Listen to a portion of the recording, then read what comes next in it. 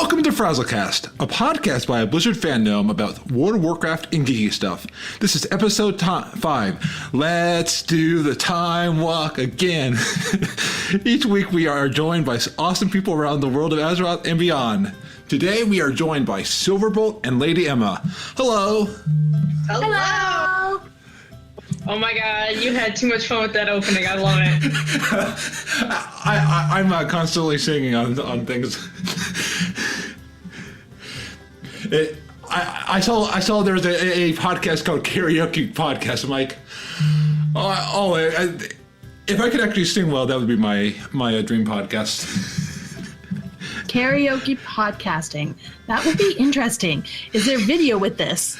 I didn't check more than the promo, so I'm gonna tune into it. But it sounded amazing, and what's interesting is the person actually sang out their own custom tune. So either they were creating something themselves, or at least they made it for the intro. But it was like they actually had a pretty good voice. So I'm like, okay. That's awesome. I was starting to talk about the gnome, the gnome train, and then you jumped into the music. That was beautiful. It was brilliant. Yeah, slash train on a gnome is my favorite thing. I also like the female gnome train because I curse like the sound effects better than how I did it. Oh, that's awesome. But yeah, so is it wrong that were there show notes I was supposed to be looking at? Did I invite you to them? Let me see. I just pulled them up. I scrambled and I'm like, okay, which episode are we on? Yeah, it should be episode. It says that you're invited to them, but yeah, it's it's under episode 5 for Tuesday, July 18th. All right. I had to start. I'll pretend I've got them pulled up in front of me. We're good. Let's go. That sounds good. Sounds good. So, how was your week, Siilverbolt and Lady Emma? Mine wasn't too bad. Last week, well, like you already said in the beginning about the time walking. Black Temple Timewalking. Holy crap, that crap was hard. Yeah. I hosted a couple events for CTR. The first night we did it was on Friday. Yeah. I hosted a special event on Friday, as opposite of the ones I normally do. And I had like 50-some people interested in going. And I was like, I don't know what I'm doing. I was like, oh crap, I was not expecting that at all. So I had to quickly become super raid lead and split us up into 2 teams. Yeah, and I remember you had to make sure that you had enough tanks, enough healers, and enough DPS for both groups. Oh yeah, that was interesting coming from somebody who hasn't really raid led since Burning Crusade, and even then I wasn't even raid lead. I think I was healing lead. Nice. Yeah, it was kind of crazy. I felt really bad. My group, we passed. We finished through at the end. I mean, it took us 4 hours. It was 1:30 in the morning. We finally finished it. But I felt really bad that group 2, a bunch of us, a small handful of us from the first group split over to other tunes that were not raid locked and helped out group 2. But we still just couldn't quite grasp Illidan on the end there. So that was unfortunate. I felt really bad just having to split up the 2 groups. But then we came back in again on Sunday. I had a good solid 25 people who ran with me then, and we beat it again. And thankfully, at least a couple of the people from the Friday failed Raid 2 team were there.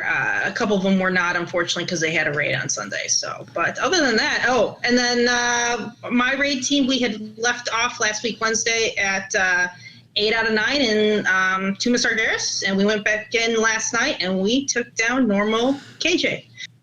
Nice. Congrats. Yeah. Thank you. And all I'll say is, does everything seem different? I won't say anything more. I have actually not had a chance to really take a good look at the sky. I have been anxious, but see, part of my problem is too, I don't have flying yet, so I can't get behind buildings and out of the way of cloud terrain and other things like that are just totally in my way from getting a good view of the sky. And any time in the areas that I have a good view of the sky, it's overcast. I'm like, oh, that's great. Yeah. Oh, and I learned that flying, you can actually fly in ghost form, apparently. And I know in Suramar they give you a spectral griffin to fly around on. In some areas, and if you accidentally hit a certain spot, it just dismounts you in the sky. So beware of that. Oh, that's wonderful. Well, and I had died somewhere because I was doing one of the invasions. Now, I was on my Demon Hunter, so I don't know if it's the Wisp mode, but I died doing one of the invasions in a Zuna, and it let me actually fly around. Is that just Wisp form, or is that all characters in flying? I believe that might be certain zones, but... Okay. Yeah. But yeah, so like overall though, so this our normal weekly raid night. We raid once a week is Wednesday. So tomorrow night we're jumping right into heroics. I think we might be running normals to like do a full clear and then do normals, so we can get a little bit more gear before we start into heroic. Nice. So, yeah, we're supposed to be a heroic raid, one night a week raid team. So I'm pretty stoked. I'm running with a really awesome crew of people, so I'm really excited to be part of it. Well, maybe in September, if I'm still looking for a raid team, I might hit you up. Yes, we're hoping to actually, like, once we get things going, we're going to hopefully bring friends, family, alts, everything that we can through, and gearing up to at least, a couple steps below us where we can. Okay, yeah, awesome. Count me in. I know for me, I'm a heroic raid person. I cannot do mythic. I would love to do mythic, but I'm not... I can't get to that level of time. Like, it was bad enough my old raid team was making me do LFR and normal on my own time, and then we were doing heroic together, and I felt like it was way too much work. Yeah, that's massive. I was not willing to really dedicate any time to raiding. I wasn't really sure about raiding. I really wanted to, but I wasn't sure about dedicating the time to with my already scheduling a whole bunch of other stuff for the guild and things like that. And then Tatfa was coming up with a new raid team because he dropped out of Convert to Mythic, and so had a really good crew of people looking for one night a week and doing heroics. I was like, wow, this is actually something, like normals was just not worth my time, to actually dedicate time to. It was just not worth it. But, he's talking about heroic team. I'm like, I can do one night a week on a heroic team. I feel pretty darn good about that. Oh, absolutely. And you're with a great raid lead and a great group, so that way you have the people who have the experience and can help guide you. Because with any of these fights, as long as you have people who know the mechanics and know how to organize a group, you're good. Yeah, we got some people from the Asparagus Initiative, and I think they're pushing heroic. I think they want to even push Mythic, and then there might be a couple people in Convert to Mythic in there as well. So yeah, they're kind of like our raid team is like their off night. Okay, wow, nice. I think that's what it is. I think our raid team is their off night, so they're going to be pushing Mythic, and they're going to be coming to us to get their heroic gear to gear up for Mythic. Nice. And they'll probably bring their alts that, their backup. So if they're missing a healer, then they have an alt geared up to replace that healer if need be. Exactly. So enough of me. Emma, how was your week? Real life week kind of sucked, so I won't talk about that. But I'm still working on the princess dress blanket. It would have been finished last night, but I accidentally miscounted a row, and I'm horrible at counting rows, so I had to undo everything that I did and start from scratch in that one spot. Most of it's done. It's just one spot. And I'm before my sister came over earlier today, I did try to work on it, and I got halfway done, so I have it marked off where I left off. But can't wait to start posting photos on that. My cat is crazy as ever. He actually got me today, so back of my hand looked kind of gory. I do trim his claws. I do play rough with him, but he enjoys it, and he always comes back for more. Oh, man.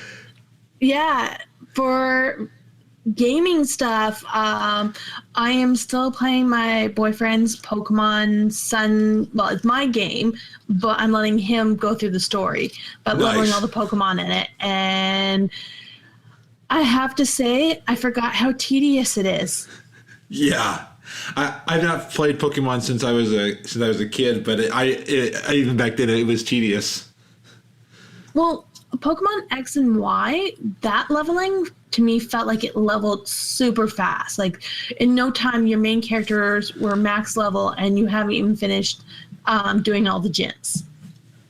Yeah, well, I played back in like Yellow and Silver and stuff like that. So back then Yeah. There was no mechanics.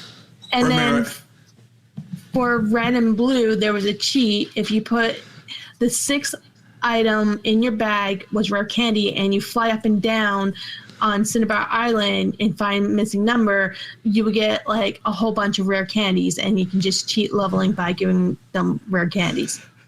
Wow. Yeah, I remember that. It was from Red and Blue, right? Yeah, just Red and Blue. Yeah. And apparently that cheat is available in the download version. That's funny. So they didn't get rid of that. I don't know if they were just lazy and kept it, or people always liked having missing number. But missing number can corrupt your game. So just remember, if you catch one, it will corrupt it. I just remember using the missing node to catch those really, really hard Pokemon. So like there was a really weird way. So like the last Pokemon that you saw was the Pokemon that missing no. If you captured missing no, used a rare candy on it, it would evolve into that last Pokemon you saw. It was really weird. I remember getting Kangaskhan that way. Like I would go to the Safari Zone. I thought I would see him. Then I'd fly back to Cinnabar, look for missing no, catch him, rare candy, and then he'd be a Kangaskhan. Yep, that would work. The other thing with the Safari Zone, if you don't want to use up your steps, if you walk in a wall or in a circle, so your character doesn't move, but you tap the up arrow, then the side arrow, the down arrow, and you do it that way, it doesn't count for steps. You actually have to move a step forward. That's crazy. Yeah, I've been playing Pokemon way too long. Oh, and the whole thing about Mew being underneath the truck was a lie. It's not true. I remember for me how I got Mew was I just used I think it was like a Game Shark or whatever the Game Boy Advance thing was. I was lucky. I got my Mew from my friend, who got it from her brother, who got it from his friend, who got it from a couple other people down the chain, who got it from the actual competition. Wow, nice.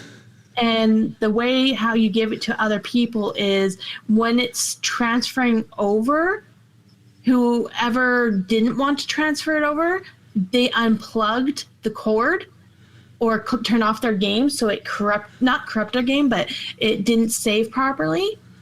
And so the other person would have the duplicate Mew. Yep, I remember doing that. I have 2 sets of the legendary dogs that way. Oh, those were a pain to get in Silver and Gold and Crystal. Yeah, and I did it. Oh my god, I did it. Those games, the Silver, I played the crap out of. Yeah, I'm sad that my battery apparently died, so it restarted my game. So That's right. We were talking about that last time, weren't we? Yep. The game still works. The battery still works. What it is for Silver, Gold, and Crystal, and I think a few other ones, you have to put it into the Game Boy every once in a while to keep the charge in the internal battery on. But the internal battery can die eventually from overplay. So by keep on throwing them in, it keeps them somewhat charged. I bet mine are probably dead by now. Mine too. I actually there was a time there. So I had busted back out my GameCube, and I was like, reminiscing about Pokemon Coliseum, and I was like, oh, that'd be so awesome if I could Coliseum. And I look at it on like eBay, and it was like $200 on eBay, and I was like, oh, it's so tempting. Like I was like, I got the money, I can do that. That's not too bad. And like I'm like thinking to myself, I'm like, I should probably, like, I had it in my cart, like I'm ready to check out on like eBay, and I'm like, I should probably check my games and see if because I had the sinking feeling that, like, I thought a long time ago, I'm like, I should buy this now while I can. Sure enough, I'm looking through my stuff. I find it in there. I had bought it, picked it up from GameStop at, like $40 or something like that, like way back when. And I was like, oh, hey, well, that saved me a lot of time and money. lucky. I never had a GameCube or a Nintendo 64, but my best friend did, and she would get Pokemon through those games. Oh my gosh, I never had an N64. I had, my sister had regular Nintendo. I got the NES, and then I jumped to the GameCube. But a friend of mine had the N64, and I just remember playing Pokemon Snap, and that was like the funnest thing ever. Yeah, well, I was really hoping the Pokemon tournament game that came out for the Wii U would be able to, you know, get those rare Pokemon through that and send it to your game. And I was so disappointed when you couldn't do that. I'm just surprised Nintendo doesn't have like a system where you can buy all the Pokemon you're missing for like $30, $40. I mean, no, that's pay to play. What they did do for the 20th anniversary was give you a new legendary Pokemon each month. Now the catch is it went to Wi-Fi, then you had to go to a game store, and the game store would give you a card. Well, now if that card was very popular like Mew was, they were gone before the day that they were supposed to hand them out. They would get an early shipment, they would tell one friend, and that friend tells another, and they all just went. So I missed out on Mew, which made me really sad. Yeah, because besides from Pikachu, I think Mew's one of my favorite Pokemon. I still remember the Pokemon movie, the first one. Oh, that one made me so sad. I actually saw it in the movie theater, and I have the movie edition Pokemon Mew card still to this day. Nice. Mint condition. I think I gave that to my nephew because he's really into Pokemon. I was like, you know what would be cool is so he has that one, but it's that foil card. I mean, it's the one. Yeah, I got that card too. Oh, I still remember as a kid playing this soundtrack in the car. My dad's like, what? I mean, my dad was great, but you could just tell he didn't love the music. Not sure. I just never watched that one. I watched the Power Rangers movie, like the original one. It was a sad movie. I mean, it had some. I can't remember what the storyline was, but it was really. What the storyline is, because I just watched it recently, is basically a whole bunch. The evil guy from Team Rocket, Grana or whatever, he actually made Mewtwo out of genes of Mew. Wanted to abuse him and all that, which gave Mew a bitter image of the human race, that basically humans only use Pokemon for their benefits. So he basically wants to take over the whole world. And by doing this, he wants to make clones, but he wants to make clones out of the best Pokemon possible. So invites went out to these Pokemon leaders, and whoever was brave enough to get to the storm could battle this epic trainer. In reality, he was just stealing all their Pokemon to make clones, because clones are apparently way better than the original. And crazy. Yeah, so you go there, and Ash and Misty and Brock, they all managed to get to this island. Same with Team Rocket, because it's Team Rocket. And there's actually some really good quotes where Meowth and the clone Meowth actually talk about how we both have the same sky, we both have a heart, we both have eyes, we both breathe air. Why don't we start looking at the same things about us instead of what's different? It's Meowth, man. Yeah, no, even Mewtwo actually has a good quote. Let me see if I can find it, because I can't remember on the top of my head. While we're on the subject of Pokemon, what was one of your favorite episodes from the actual show? I think Ditto Mansion. I don't know if I saw that one or not. It's one of the really earlier ones with basically you get to meet Ditto, and Ditto has a problem transforming. He can never get the face right, and they actually work on him and try and give him the encouragement so he can do a proper transformation. Nice. I was just thinking as you were talking about the island thing, I was just remembering the cruise ship, and when Magikarp evolved into the Gyarados. SS Anne. Yep. I remember that in the game. I think my favorite episode was the Jigglypuff one, where there's that city that never sleeps, and Jigglypuff's like make everybody fall asleep, and she's like, Jigglypuff, Jigglypuff. that song's been in my head for years. Okay, so the quote from Mewtwo. I see now that the circumstances of one's birth are irrelevant.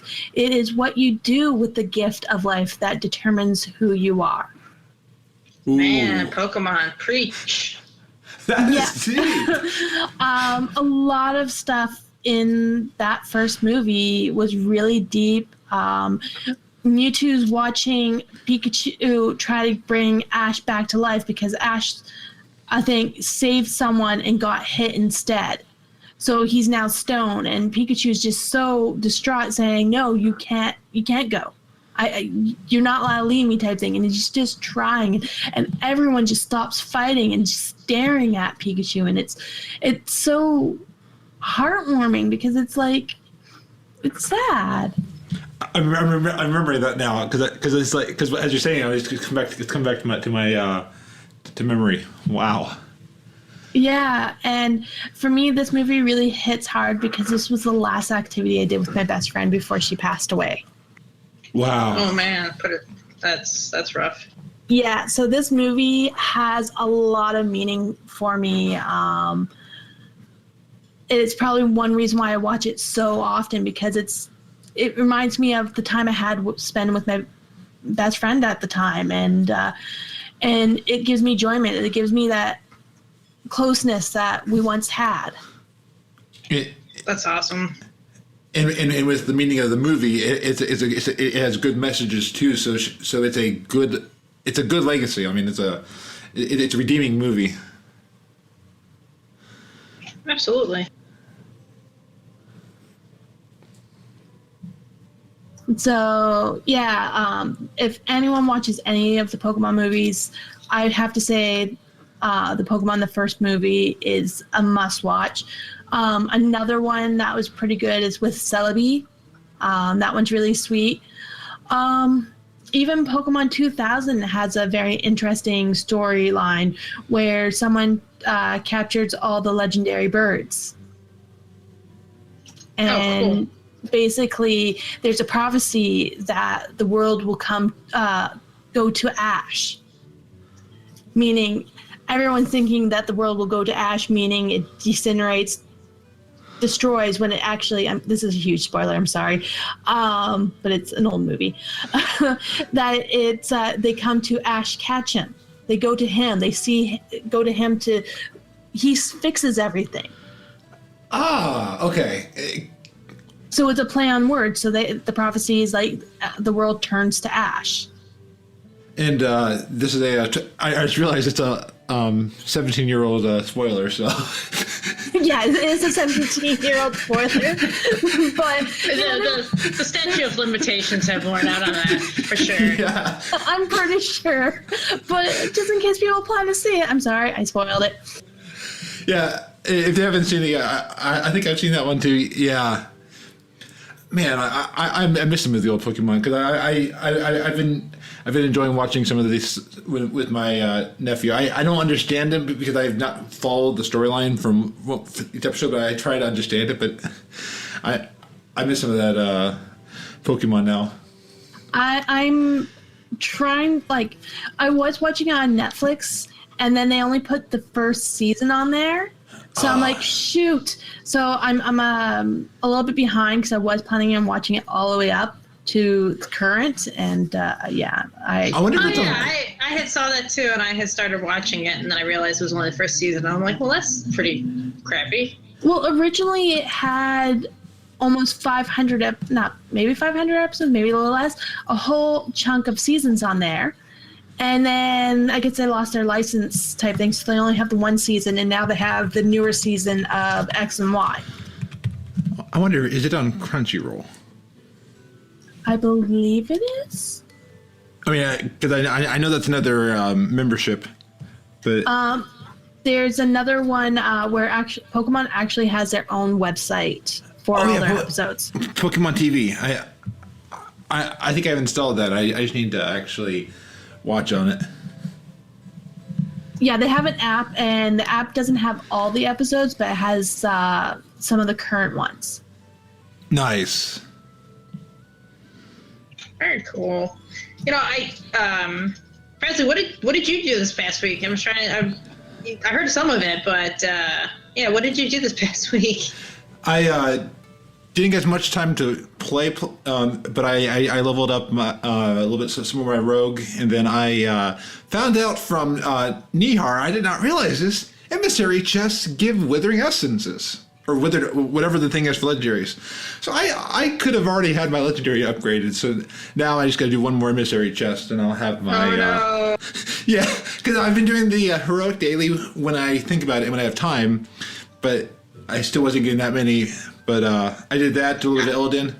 How many legendaries did you have to upgrade? I've got 3 total, but I'm currently wearing 2, so I have to get. I'm close to getting my first legendary upgraded, then I just got one more. They were at 940 at least, so it's not like I'm missing a huge, but still, 940 to 970 will be a pretty big eye level boost. Yeah, I actually got lucky, so I got my first legendary after the first patch, so I didn't have to get that one upgraded, and then I got my second legendary after the second patch, so I only had to upgrade one of them.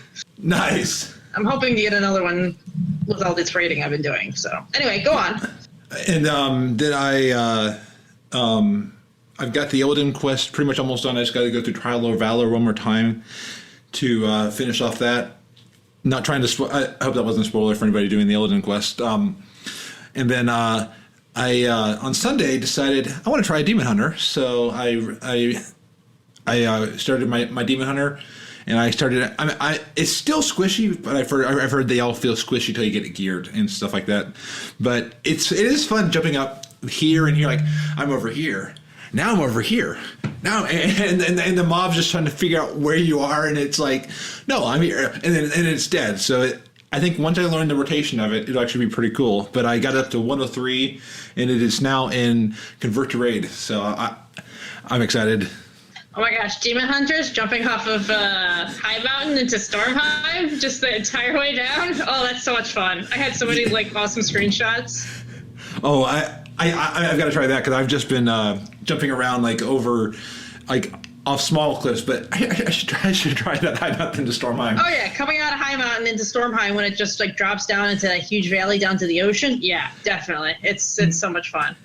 Oh, and I didn't realize that I forgot that the class hall is the spaceship. I'm like, I keep forgetting that they're like the technology alien type of class. I mean, it was cool going through the starting zone and starting to see more and more some of that lore. Like, where the Demon Hunters, when they went in on the starting area, was that the Black Temple raid? I think at the very beginning, when you go through the story, and the Illidan sends you through the portal, that's you're at Black Temple right before the raid reaches Illidan. So he sends you through the portal to the other world. I can't remember the name of it off the top of my head. I'm supposed to be a lore nerd, and I don't remember that. But he sends you to that planet, and that's where you do all your leveling up. Is that on that planet? Mardum. Yeah, Mardum. Or Mardum, yeah. The only reason I remember that is in All Things Azeroth, Madros named one of the Macs in Discord Mardum, so that's how nice. I remember it. But yeah, past that, I haven't been doing as much because I've been doing school and then working on the podcast and stuff like that. So, and then I've also been watching Parks and Recreations. Oh, I last week got a Pikachu with a hat, and I was able to get it even with the speed limiting. I was riding in the car, I wasn't driving, but all of a sudden I see it and it pops up, and we're like maybe 10 miles away from it, but it still let me catch it. I mean, it kept wanting to escape, but I finally got it. So at least I've got one hat. Yeah. Nice. What kind of hats are they wearing now? Was it a baseball cap? A baseball. It's the Ash Ketchum hat. Yeah. Nice. I haven't seen. I think the last I only saw the very first introduction of the hats, which was the Christmas hat. So I have one with a Christmas hat, and that was all I got. Yeah, it was Christmas hat. Then they had the birthday hat. Then the Ash Ketchum. I can't remember if they had any more, but I've got a riot shoe with the Santa hat. I've actually got a couple Santa hats. I only got one with the birthday hat and one with the Ash Ketchum hat.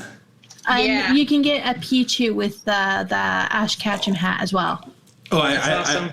I saw a picture of Madros with the Pichu, and yeah, they look so adorable.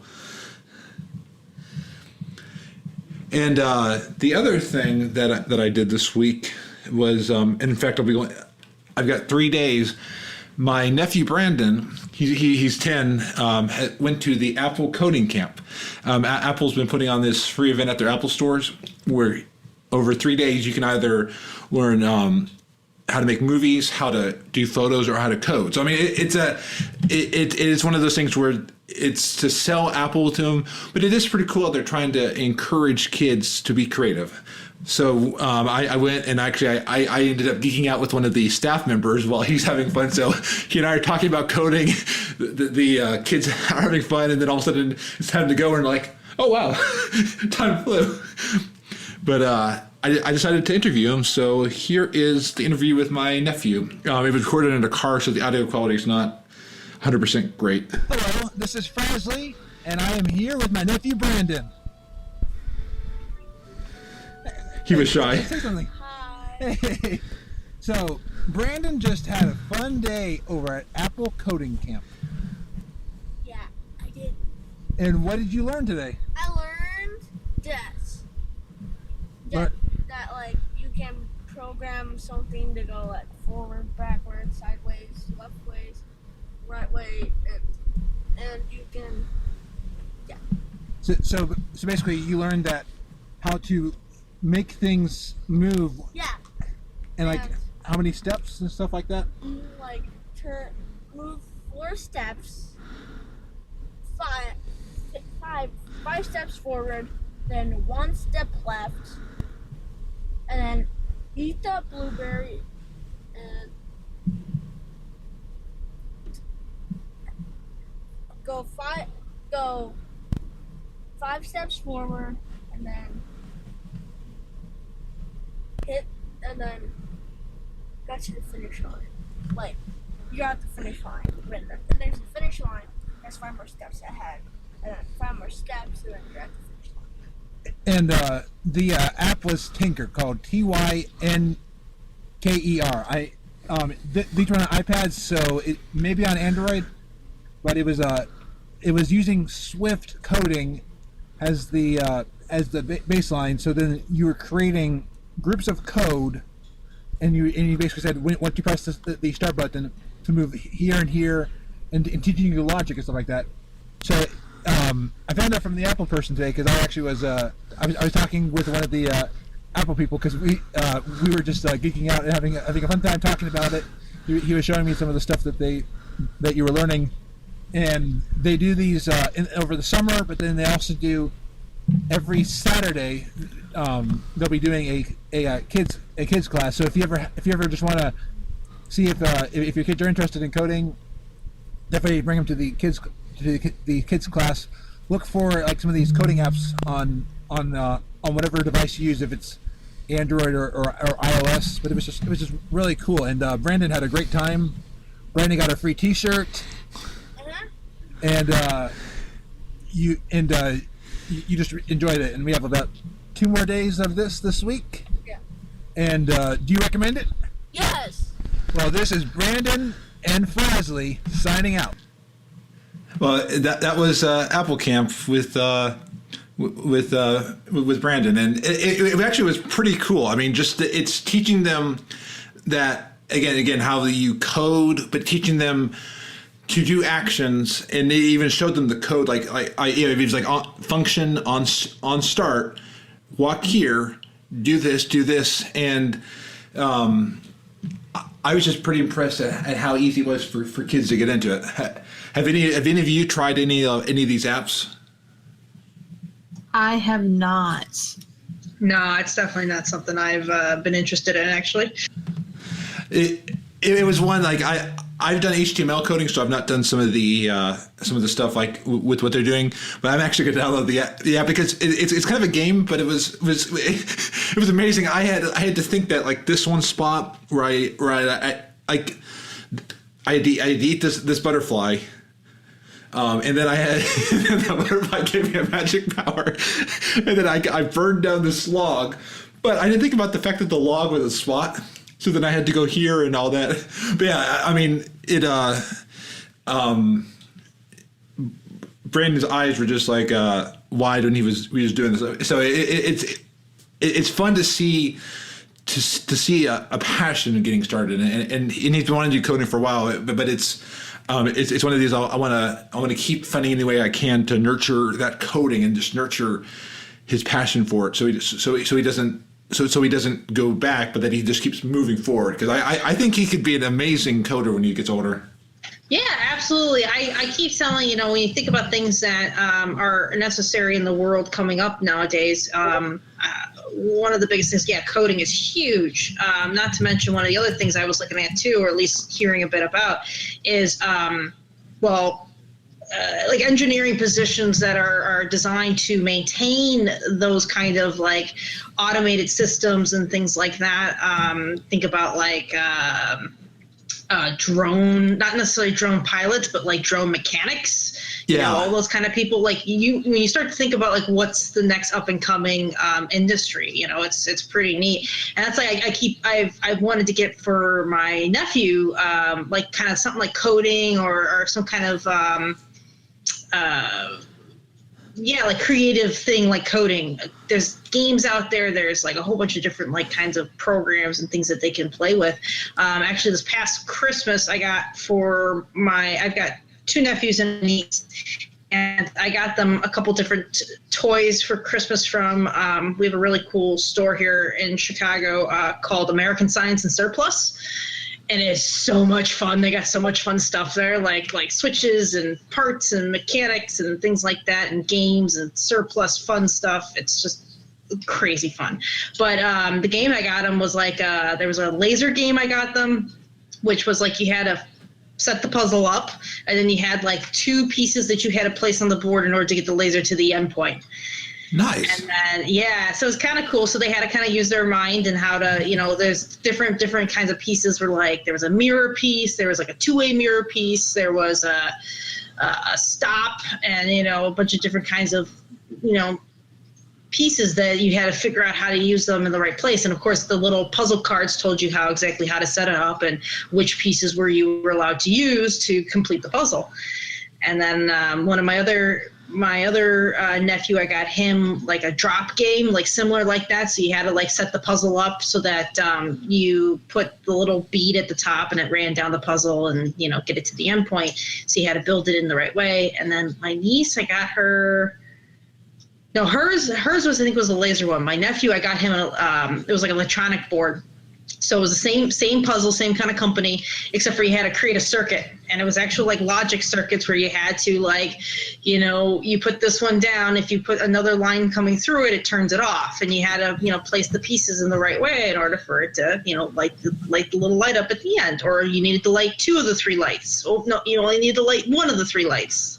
Stuff like that. So it's really cool. And I'm very much so of a science nerd that I want to also nurture that in like my niece and nephews, because it's so much fun. Well, and I've been learning about like motivated abilities, and it's fun to see when somebody has a gifting in that area, and just like and it works in their mind. I'm like, so it's it's been fun seeing my nephew the same way it's been fun seeing your niece and nephew just growing and just learning. My nephew, actually, he's I think he's gonna be 12 soon. He's made these like Lego stop action movies. They're freaking hilarious. Like he is so funny, like just amazing. Like the little stuff that he's done. I've just been such a proud little aunt. I'm like so funny about him. I can't wait until my nephew and niece are a bit more older, so they're a little bit more interactive with stuff like this. I feel bad. Hey, the Seaver. Guess who? Hey. How goes it? This Good. is, by the way, Yourself? just like a really short 5-minute appearance. I'm even setting a timer so I don't go over because time is a little limited. And I'm not really here at this particular location. That is for the podcast. Okay. So if you hear an air raid siren in the background, you know why. Because have you're the greatest fighting the ones. evil mages? No, I just have the world's greatest alarm.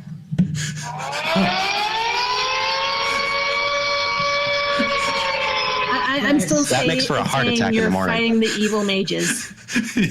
Well, I am doing that too. For example, the mage that Frazley transferred from the Horde to the Alliance, that mage went from good to evil. So I am fighting that mage.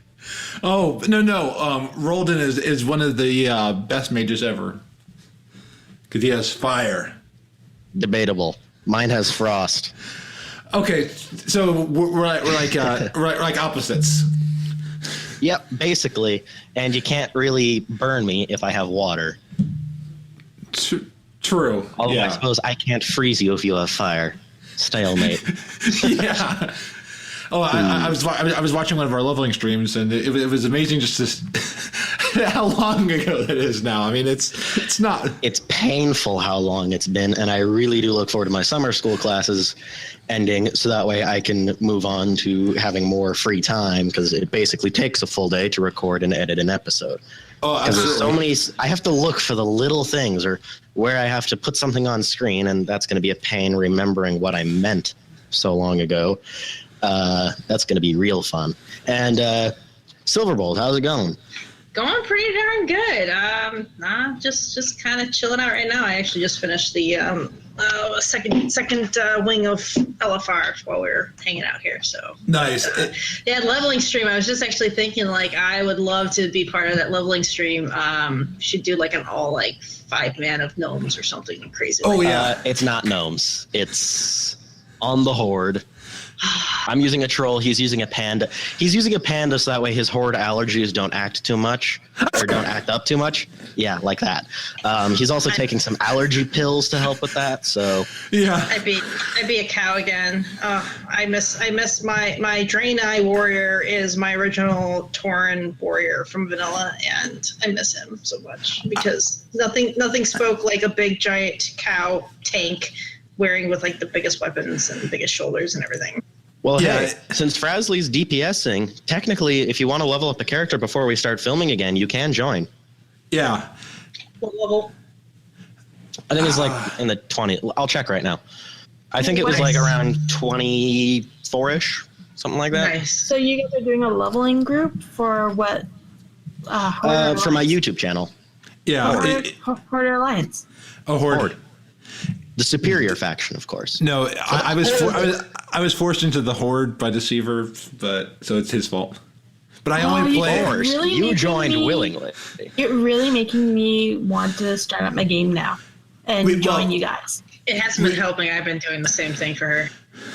We can wait until September to do it. So there's To time. film? Yeah, unless you want to film soon. Well, I figured at the very least we'd start filming a little bit before that. Let's Okay. see here. What's the character at? It's on, what realm were we doing it on? Sargeras? No, I Or think it was- Cenarius? I think it was Cenarius. Yeah. Because now I'm looking, Sargeras is a PvP realm. I would not have picked that. I get Just ganked a lot. All right, we're level 20. We're at about level 21. Well, he's at 20. I'm 21. Is it okay if I was on a different server? Yeah, cross realm. Yeah, it's all right. All right, Better 'cause Cenarius, but my tunes are on the Hyjal. do you think you can make a new one on Cenarius? Because I was wondering maybe we can even form a guild over here. That'd be cool. Yeah. And since I need 5 people, so that if I have all 3 of you, that's 3 right there, then I only need 2 more. I can maybe get Nihar, as I've been forced to learn how to pronounce it, to join, or maybe I can even get Sour to join as well. Well, I right now have 2 characters, one at 23 and one at 26 on Hyjal, so I could join you on the other side and level with you. You said Cenarius?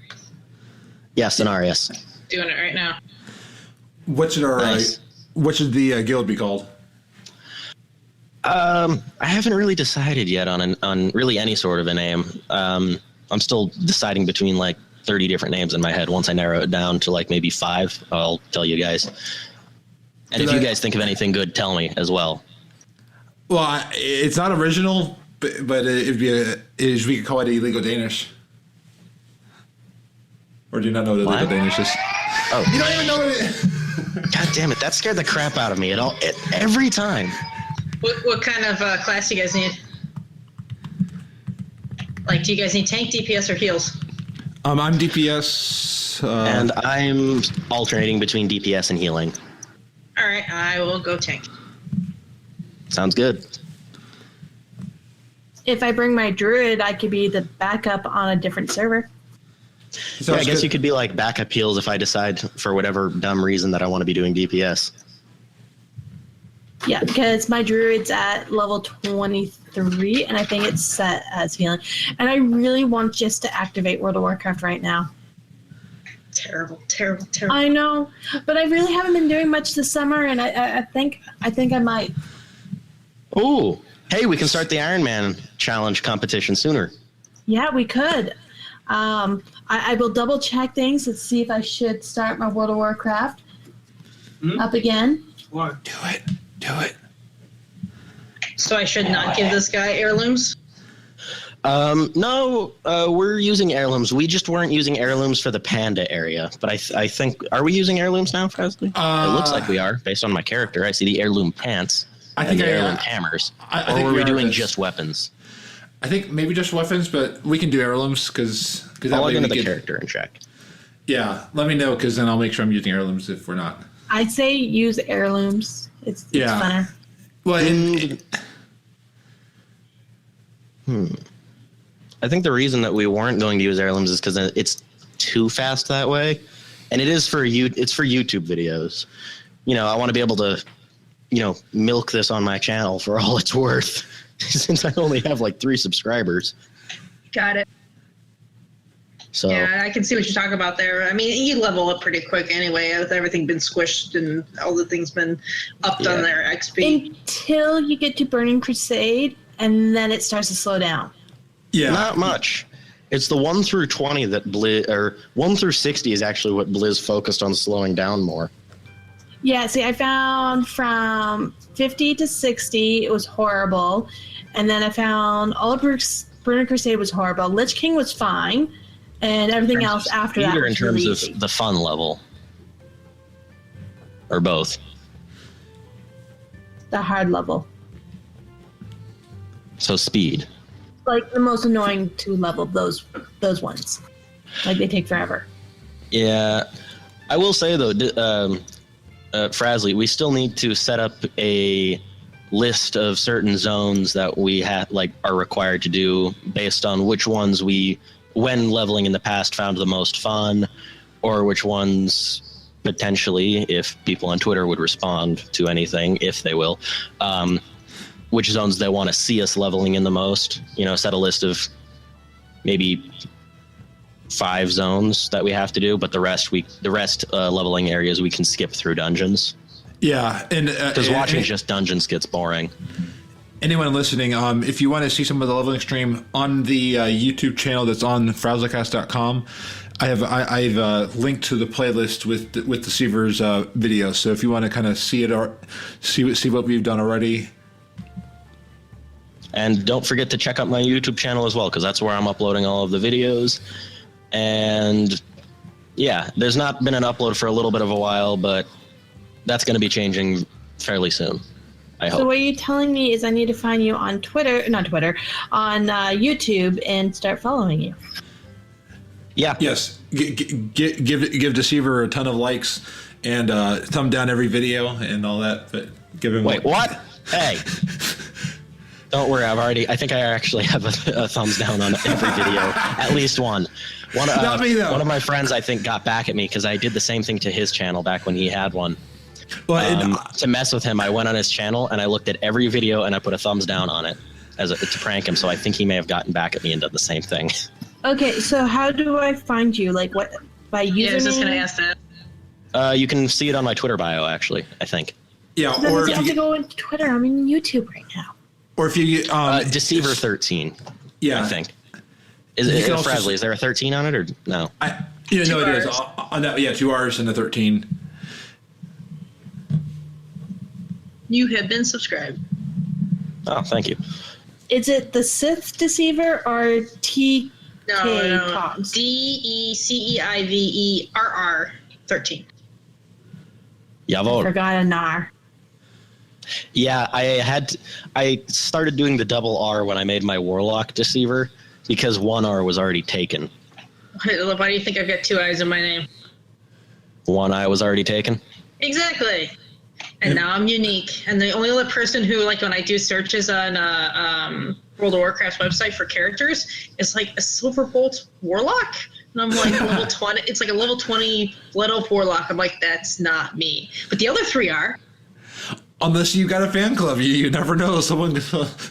My main stuff Sorry about is that. always Lady Emma. I will find a way to get Lady Emma.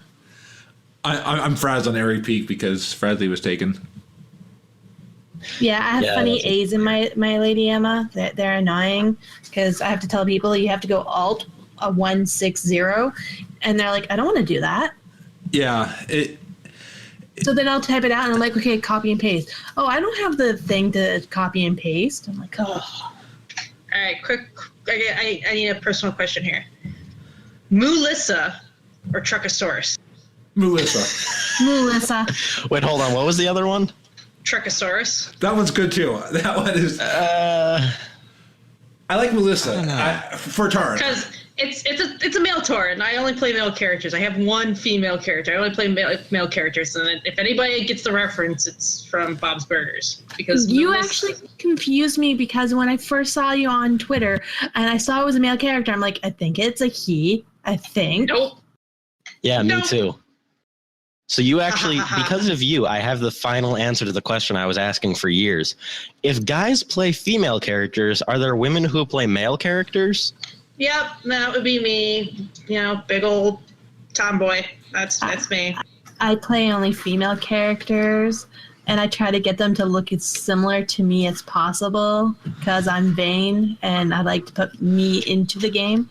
The Well, bigger, the beefier, the badassier. That's me. It's a good rule of thumb. My gnome's definitely my height and stuff like that. Yeah, your gnome is so accurate to your height. Yeah, absolutely. My gnome More is accurate than me picking a troll for myself. If I picked a Draenei or a Tauren, I probably would have been more accurate on the height. Draenei, Tauren, or trolls, because while the trolls do hunch when they actually like stretch out their back, they are taller than both the Draenei and the Tauren. Yes, there's actually, I've used this chart numerous times over to figure out which was the biggest character in the game. There's a chart, if you do a Google search, of all the races, and it includes the trolls, and it's got like a little shadow outline behind them showing them when they stretch. Now, I have heard that mount-wise, gnomes get the biggest mounts. That's a lie. That's a lot. Okay. It's the Tauren, actually. Yeah, the Tauren Torrent. and the Draenei. No, Torrent is definitely big, yeah, absolutely, but gnomes are big for their size. Yeah. Yeah, it's if you're doing it in terms of like a ratio, size of the character to size of the mount, the gnomes get the biggest. If you're doing Okay. it in just like raw size of the mount, it's the Tauren. That's what I thought, because I thought that the Tauren seemed like it had a bigger mount, but someone had told me that the gnomes get bigger than the Tauren. But you're right. I think it's the ratio. Yeah, that's what they're referring to. Because the Tauren, you need to compensate for the size of the Tauren. Originally, back in the WoW vanilla, I think it was either the alpha or the beta, they had an ability, planes running or planes walking, Yeah. and it was a replacement for a mount because Blizz was looking at the Tauren. Oh, so that's what it is. Blizz was looking at the Tauren like, these guys are huge. Maybe we shouldn't give them a mount. Think of it like they would crush the mount with their weight, but instead they just gave them the Kodos, which I'm glad they did. It's pretty I awesome. like the Kodos. Yeah, Yeah, me too. Here's my Brewfest Kodo all the time. Yeah, that's why they ended up giving the Worgans the wild form or whatever. The Running Wild. yeah, thank you. They stole that from Iron Maiden. And I'm a friggin' Worgan main too. My original character, one of my first 3 characters was a Worgen Druid. So I put in chat the chart I think you're talking about. Wow, Draenei taller than the Tauren? no, they're not. The Tauren Okay. are taller than the Draenei. Because in that chart, the You're looking at the troll. Yeah, troll are taller there's than 2 blue characters. true. Yeah, the trolls the are Draenei a little bit more 8.5 purple. feet tall. And then let's see, where are the gnomes? The gnomes are just over 3 feet. The Now, is it- goblins are taller than the gnomes. Is it my imagination, That's or sad. is the male gnome taller than the female gnome? By an inch. Wow. Although the female goblin is taller than the male goblin by about what looks like, I would guess, 3 inches. Yeah. I don't even see the female troll on this list. Oh, there it is. It's really far from the male troll. Yeah, they kind of put them all over the place. Yeah, no kidding. I love What's how the fun? female troll doesn't slouch, but the male does. And this makes Yeah. for this makes for great audio. So anybody watching, there's a in our Discord, Lady Emma posted and Siilverbolt just posted Yeah, this is the one that I always use because it's got the really cool shadow behind the characters when they stretch up. Yeah, the other one does too, actually. If you look at it. Let's see here. Yeah, the undead are actually pretty tall. Just they slouch a lot. Same with orcs. No, the orcs are still only about as tall as you if they stretch Okay. out. I'm going to trust the one that Emma put in because that actually looks a little more accurate. Because the trolls are significantly taller than the Tauren when they stretch out, whereas on the one that Siilverbolt put in, they're only an inch taller. Sorry. Or perhaps we could compare in-game to get the definitive answer. We can do that on your next leveling stream. Yeah. I'll start leveling this guy up to about 20, and I'll be ready for you guys. I'm going to use heirlooms though to get there faster. That's fine. Since you're not in the videos for the earlier videos, that's totally fine. And I'm just going to use the characters that are at 20. And You probably have a lot of characters at 20. I usually delete them. Oh, really? You should do the scenarios, though, remember, because of the guild. I know. You don't have to. I just have all my horde tunes on one server. I like all my tunes on one server. So all my lines are on AP and all my hoarders on Hyjal. It makes it a lot easier. Then I have random tunes other places and it just gets messy. Hyjal. Oh, Frazley, should I do a little lore lesson about Hyjal? absolutely. Because I was actually just playing Warcraft 3 the other day. Let's do it. Hyjal Lore. All right, so basically, in a nutshell, Mount Hyjal itself, I'm not entirely sure why the mountain itself exists, but the tree on Hyjal, Nordrasil, the second world tree, if I remember right. No, it's the first world tree. It took me a second there. First or second? Damn, I'm forgetting this now. Kind of tired. But Nordrasil is one of the 3 world trees. I'm just going to leave it at that. It was blessed by the aspects, and it's actually what gave the Night Elves their immortality because Illidan stole 10 vials from the Well of Eternity, and he put 2 or 3 of them into a little pond under Nordrasil before it was the world tree. So what happened, because the Night Elves were furious at him, that's part of why they locked him away for 10,000 years. Or as he says in the Burning Crusade cinematic, 10,000 years. gives you such a crook in the neck. Yeah, really.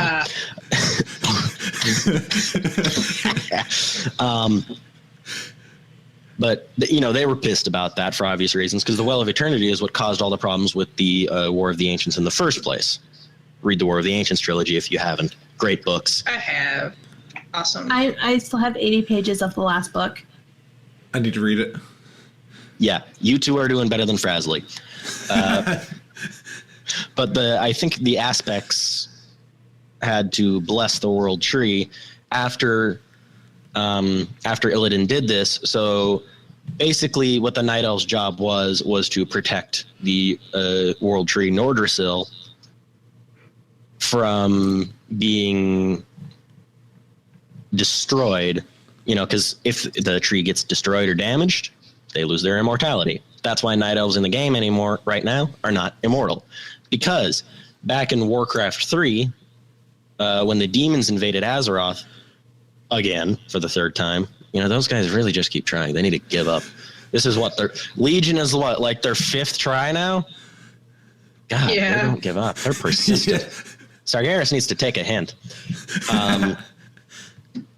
But Archimonde managed to just sort of destroy the World Tree. He didn't kill it, but he did a significant damage to it to the point where the Night Elves lost their immortality. Well, he sort of did it. Technically, the one who destroyed the World Tree was Malfurion Stormrage. Because when Archimonde was climbing the World Tree to, I can't remember what, I think to just try and destroy it, Malfurion summoned 10,000 thing again. It's a real constant. 10,000 wisps. That's how many wisps were summoned. 10,000 to detonate around Archimonde simultaneously, which, while it killed Archimonde, at least on Earth, or not Earth, Azeroth, it resulted in the World Tree, at least its outer layer, and pretty close to its core, getting burned very badly. And the forests around it were also destroyed. So as a result, the Night Elves lost their immortality because the tree was too badly damaged, so it couldn't sustain their life forever. So there goes 10,000 years of immortal life. Sorry. And I think that's it. And they still protect the World Tree. That's why it's still there. But it doesn't give them immortality anymore. Man, Nice music, by the way, Frazley. Well, thank you. It's just part of the background playlist. You're right. The timing of it was amazing. It's amazing how many things in Warcraft are losing their immortality. It really is. And it's all the Burning Legion's fault. Like the dragons, the drakes. Aren't they losing their immortality? Only the aspects. The aspects were the only ones who ever had immortality in the first place. Dragons already just lived pretty much forever. The reason they lost their power is because of the fact that Deathwing was defeated, and the threats that they were supposed to defend Azeroth from were gone, so they didn't need their immortality. Therefore, the powers left. I thought they lost it because of the Dragon Soul. It went in, they had to put their powers in there, and it basically drained them. It did drain them, but as far as I'm aware, notice how in the cinematic that plays right after you kill Deathwing, when they walk up to Thrall and Agra, or not Agra, Agra, they still had the glowing eyes, and at that moment when they first walked up, as far as I'm aware, they were still technically immortal. But when their eyes stopped glowing and, Nosdormu's hourglass shoulder thing broke, that's right, that moment is when they lost their immortality. But they still live practically forever anyways. Which brings me on to our next segment. I mean, if you're talking about things not going on Twitter, we were asking about if there will be a 7.4. Ro from Realm Maintenance said yes. Nihar says, I mean, even if there is an expansion announcement, it would take almost another year. So yes, 7.4. And then I replied to Nihar that that's good. Nihar replied, definitely no expansion until late 2018, even if they announce it this year. So they wouldn't stop content at 7.3 for like 9 months, LOL. And then I replied, hope they wouldn't repeat it again. Kara from CTR said, I think we'll find out one way or another at BlizzCon. Stone of Wild Challenges said, no, 7.3.5, maybe as a filler. Should be an expansion announcement soon. Those old gods and void lords are going down. Jer said, I don't think so, and I hope not. Need time to breathe before next expansion, at least 6 months. 7.3 / Argus Raids should take us into early 18. A year from last patch is too long, but less than 6 months equals fast burnout plus unsub for many. In my opinion, I think new expansion will drop October 18th. So what do you all think? I'm going to say that at least with that person who said less than 6 months equals burnout, I respectfully disagree with that, because part of the problem with people getting burnout back in Warlords and even really patch 5.4 for Mists was there was still technically things to do, dailies basically, and people got burnout because they were just doing the same content for forever. Yeah. Part of the whole point of releasing new content is to prevent burnout. So I think that there's either going to be a 7.4 or they're going to turn it so that way they might do one of those mini 1 year expansions to kind of provide a little bit of filler content before their next major expansion in 2018. I'm gonna go with a 7.3.5. I don't think there's gonna be a whole nother major content patch, but there's definitely gonna be a tie-over crossover into the next expansion. I think from, not to get into any spoilers, from the kind of stuff that they're talking about bringing in 7.3, there's going to be a lot of fun stuff to kind of go take, give us some stuff to do. I mean, we're talking, a lot of new daily quests and things like that are going to be popping up here and there. I'm wondering if I think some of it's going to be random, or at least, something like the invasions where, if you want to do them all, you got to, log in at the right time. So it's going to take some time to get them all knocked out. But definitely a 7.3.5 for sure. That'll take us over. If it's anything like Legion was dropping probably September, late summer 2018 is my estimate. Yeah. That sounds about right. And this might be I'll say one word. I've heard the word sandbox, and I mean, going off the daily. So I'm thinking there's something that they're going to try new to at least extend the life of 7.3. That'd be really cool. I know, well, for a fact right now, LFR is going to be, the last wing of LFR is not going to drop until late August. So okay. You're already talking there that far for LFR to be there. So you're looking at least into September that we're going to be people are going to be burnt out and done with Tumor Sargeras. Be ready for 7.3. So I think 7.3 is probably going to either drop. It's maybe before BlizzCon, like in October. That's a good possibility there, but that's a whole nother. You're looking at like 9 to 10 months before the next expansion, unless they look for like early summer or midsummer. I had one thought, and again, on 7.4, some of this could have been my. I used to be overly passionate for gnomes. I still like gnomes, but I used to be overly passionate about gnomes. And Nah. Yeah, I used to have only gnomes. Now I've got. Yeah, I still disapprove of that choice. Now you didn't have characters, you had punting practice. Yeah. We were just talking in the pre-show about the most amusing death animations, and gnomes are like the best thing to go hit when you're a horde in PvP. Oh, yeah. Punting practice, like I said. I never killed a gnome in PvP, but I never really PvP'd as a horde, so I don't know. Gnome hunters, you can see yourself die anytime you want. And I believe you can actually PvP on the other side and have a mask on and, kill some gnomes. Okay, I might have to try that. Oh, no, I probably should made somebody who's a very pro-gnome. The only race I don't have now on Airy Peak is Draenei. So but Draenei are great. I'm nothing against Draenei. I think that, and especially I think that they're amazing on CTS Mog runs in the contest. Totes the goats. But somehow I had this theory. I don't know if it's based off of things I read but I've got a strange theory about Nomergon in 7.4.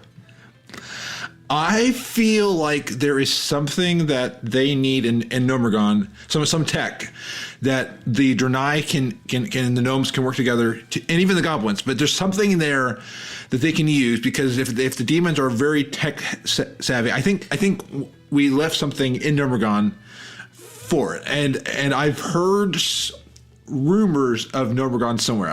Again, some of this could just be my theories or my hopeful wishes. But I think 7.4 might actually have the thing that helps us destroy Argus. If I may cut in. Yes. I think we're going to go to Nomergon at some point, but I don't think that's going to be the reason why. Okay. The way I see it, realistically, Nomergon, I think, will be something they use to be a final patch and an expansion to lead up to the next expansion being an Old Gods focused expansion. Because remember Engineer Omega Plug? Yes. Yeah. The way he was all dark like that, my theory is, and I may be just theorizing about something that we already know for a fact that I was unaware of, which happens a lot. I theorize that whole all black Omega Plug thing was Old God corruption. And, no tentacles, obviously, because of the fact that he uses tech and how our tentacle is going to be breaking through a mechanical metal floor. But I think that we might go into Nomergon because, A, that can turn into an absolutely massive zone because the dungeon itself is huge. And I think the original map back in vanilla was even larger than it is now. Oh, it was. And more easy to get lost in. Whoa. So they have the game files for this huge zone already.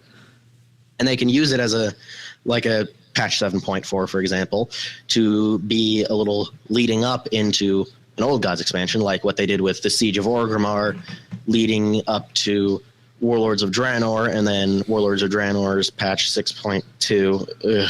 Just saying it leaves a bad taste in my mouth. With Gul'dan leading up to Legion, so I feel like they might do something like that with Nomergon. So like, Go ahead. just so like, so instead of Tanan jungle, it's Nomergon jungle. Yeah, pretty much. Yes, only hopefully much less crappy. Yes, I agree.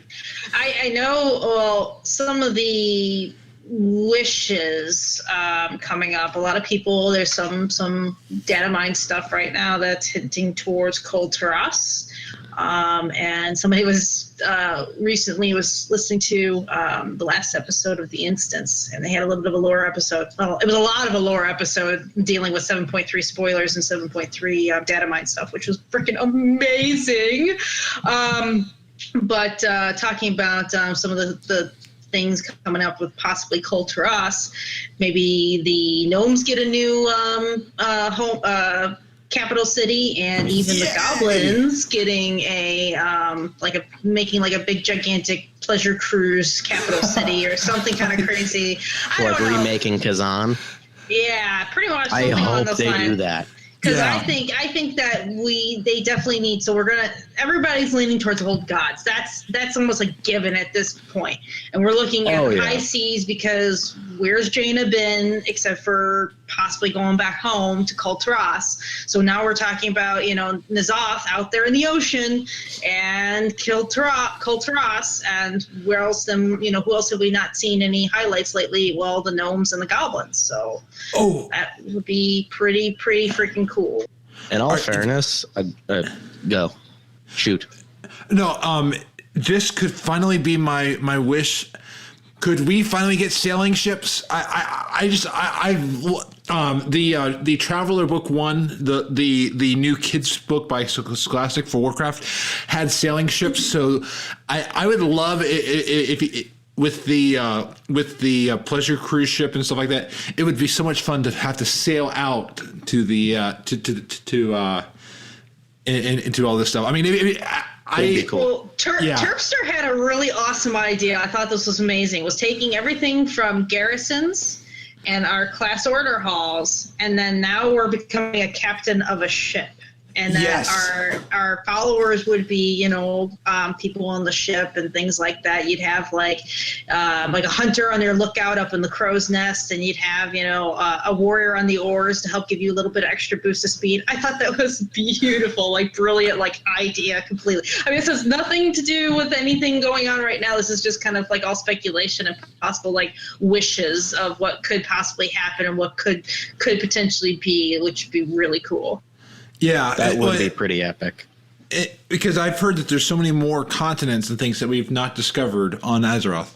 Well, now here's something I did not hear anybody point out yet, and I don't want to give too much any spoilers away, but obviously if we're going to be going to Argus, we already know that for sure. And we've already been spoiled, or at least some people have already killed Jaden. We get Argus in the sky. So when we get to Argus, Azeroth is in Argus's sky. And there's a little bit of a slight turn to it, like as in like you can actually stand there on the cliff and look at it and watch it. It's actually got some movement to it that's actually turning. And one of the things I have not heard anybody say yet, and I don't follow a lot of the forums or anything like that. I wonder, I mean, you can see all of Azeroth, you can see the land masses we know. What about if you really look at the details? Are there land masses that you can see on there that we don't know? And that would be really cool. And I haven't heard anybody talk about yet, or, I haven't read any forums or anything along those lines, but I'm wondering if, you stand there long enough and you're going to see some pretty cool stuff turn on Azeroth. Oh, I'm excited. Now, there is someone who did a little bit of commentary on that, and that was Bellular Gaming. I don't know. Oh, yeah, I do follow him, but I haven't watched his videos. Yeah, he didn't mention any continents he saw, but he mentioned the fact that you can tell by watching the spinning Azeroth up there that there's a big empty backside that the continents that we know don't take up. So there may not be any new continents being revealed on that map, but they're kind of hinting at the possibility that due to this large empty space, theoretically there might be another continent back there. The underworld.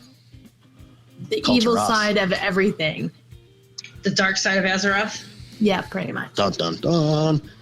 But however they introduce it, it's definitely going to be an old gods Cue thing, Pink especially Floyd with that music. Sorry. Though. It's definitely going to be old gods based on the Emerald Nightmare raid. Remember the Eye of Il'gynoth?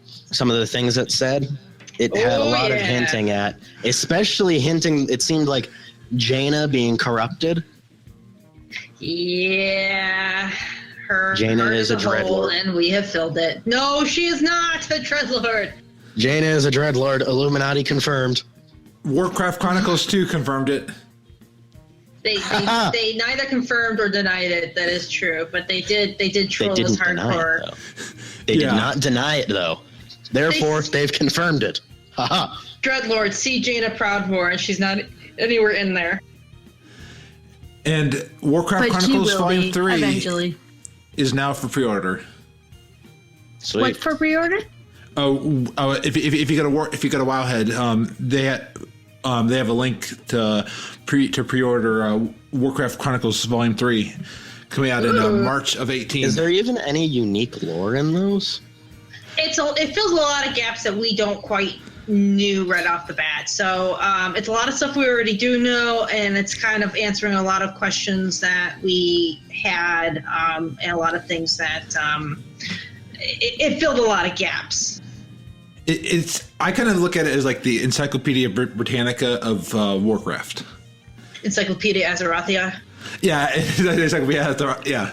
Just because it helps you then see what it is. Like, I've enjoyed looking at it from what I've seen because it's helping me to see some stuff. I still can't answer questions right in trivia, but I'm a terrible lore person, but they're collecting dust and my cat likes to sit on them. And I bought them both because I'm like super awesome. Like, I love lore. I've like listened to all the lore podcasts, and I'm like, I was even thinking earlier today, and I was like, I need to I love lore, and for some reason I don't feel like I can recite it to anybody else. I mean, I can hold a pretty decent conversation, but names elude me. Oh, there was another podcast. I don't know if they're still up, but it was World of Warcraft Well Read, and they went over the books. And oh, nice. Yeah, I was on a couple of those, and just get people's opinions on the different books and how they felt and where they thought the story was going. My top top choices. I know I listen to The Instance when they do Terpster and Scott do their lore episodes. Pretty amazing. Lorecast for obvious reasons, and for Azeroth, they always have a lore segment at the end of their episodes, and so those are the top 3 that I know of that have tapped into lore. And definitely Blizzard Watch will put out a Lore Watch episode on there, or is that the one you're mentioning? Because yeah, that's the one I'm talking about. Yeah, Lore Watch. And then for 7.3.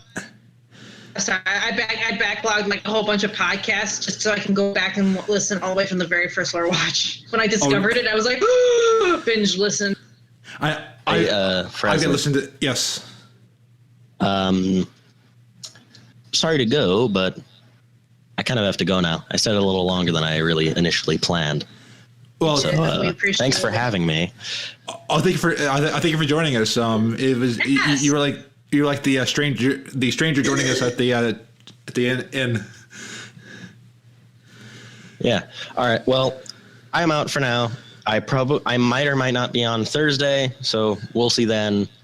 Okay. And enjoy the rest of the podcast to everyone else. You have fun fighting all those evil mages. Yes. I will, especially Frazley's.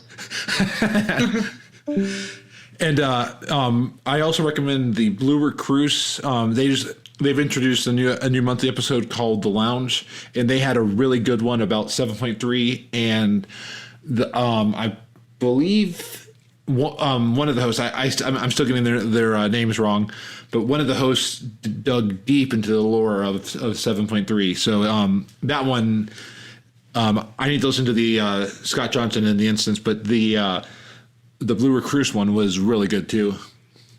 Nice. I eventually have to start checking out other podcasts. It's been a while. It's those lovely audiobooks. Oh, I know. It's either audiobooks or podcasts, and right now it's been podcasts. I go between both. And for me, it's now when I do podcasts, it's do I listen to podcasts or do I listen to World of Warcraft podcast? Well, I need to get my friend's got the audiobook. And I'm drawing blank here. No, the audiobook. Audiobook? For Audible, thank you. So he's got Audible, and I've got access to it, and so he's been, filling books on there for me to actually listen to when I actually listen to them. But I haven't been, and I offered him like, can I listen to like the World of Warcraft books? And it's like he's like, I don't know. I'm like, darn it, I might have to go get my own Audible just so I can listen to the Warcraft books because I spend so much time in my car. I don't have a lot of time to, I have plenty of time to read. It's a matter of that or other things. Yeah, totally relate. I really enjoyed the audiobooks because I have the World of Warcraft ones. There's very few that I was able to read. Rise of the Horde was probably the only one that I could read back to front and couldn't put it down. Yeah, I read the War of the Ancients, all 3 of those. And I'm trying to think some of the other ones. Day of the Dragon. I have that one. I have a couple other ones I know I read too. And did you do the Legion audiobook that was free? The Legion audiobook podcast? Oh, the audio drama? No, I have not. I know I have to. I need to finish it because I got distracted when it came out, but I listened to at least 1 or 2 episodes. Oh, it's so good. And I got into Audible because of All Things Azeroth, and I can't stop now with Audible because it's addicting. And then in the fall now, I'll have tech podcasts with the new iOS devices and iOS. So now, man, life is hard. I've decided to do 3 types of podcasts. I have 9 credits on my Audible, and I don't know what to pick. Oh, The Witches. There's a good book series I got for you. Okay. And I'm going to try the NPC book unless you've already listened to that one. I've already listened to all that one. Okay, because Majors was telling me that there's a great gnome voice on it, and they played a little bit of I think they played a little bit of a clip of it, but now that when I hear that there's a good gnome voice, I'm like, I gotta listen to that. Yep, it's actually a really good series. I found with the not the NPC one. I'm thinking of the other one, something online, Awaken Online. Yes, next year, once the third one comes out, we will have to do a special spoiler podcast once we both finish it. Yeah, with the Awaken Online, though, I felt when I first started listening to it, the speaker is very monotone. Yes, I agree, and for me, it was more the story that caught me, not the speaker. Well, what I found was great. It's after 10 minutes of listening to it, you totally forget that he's speaking very monotone. So when he actually has to be very excited about something or very dramatic, that is when they go off. Like that's you get more immersed with the story.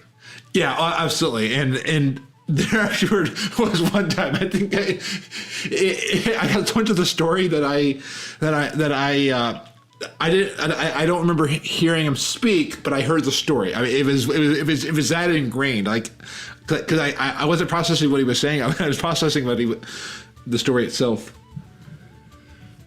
I'm going to add those to my wish list. Siilverbolt just put 3 books up, and the first one is Discover of Witches, and I was actually looking into that one when it first came out, however long ago, as an actual novel. This is before I actually was listening to Audible, and I put it down.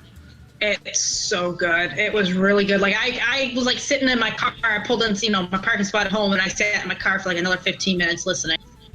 I come home, I just start doing dishes and cooking, and I'd be still listening to it. Okay, well, I'm putting it on my wish list. Same with me.